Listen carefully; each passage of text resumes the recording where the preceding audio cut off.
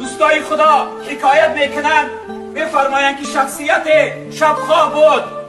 خواب دید که یک انسانه و یک اسکیت خوش میلرزانه. میگه ای شخصیت وقتی خواب رفتنت نیست بخیز و صدقه کن. این شخصیت میگه از خواب بیدار میشود، در حال در فکرش میزنه، میگه این وسواس شیطان است، شیطان نمیگذاره من خواب روم.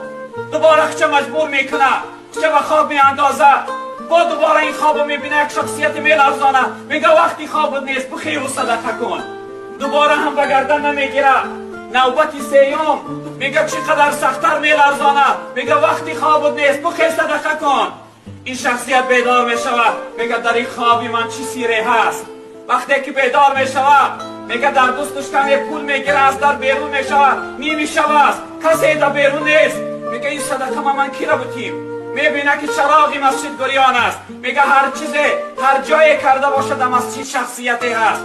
وقتی مسجد میره در میکشاید، میبینه در گوشه مسجد شخصیت گردنی کش دست برداشته از پروردگار زاره داره دعا میکنه، دعا کرده ساده است. این شخصیت میره در نزد او میشینه، اون دعاش تیار میکنه، پولها را در دستش میدیه، میگه حضرت در حق من دعا کن. خانه من از مسجد 2 خانه بود است، هر وقتی که حاجت افتاد چی خدمت افتاد بیا من بسیار دارنده هستم، خدمتی ترا بود میکنم.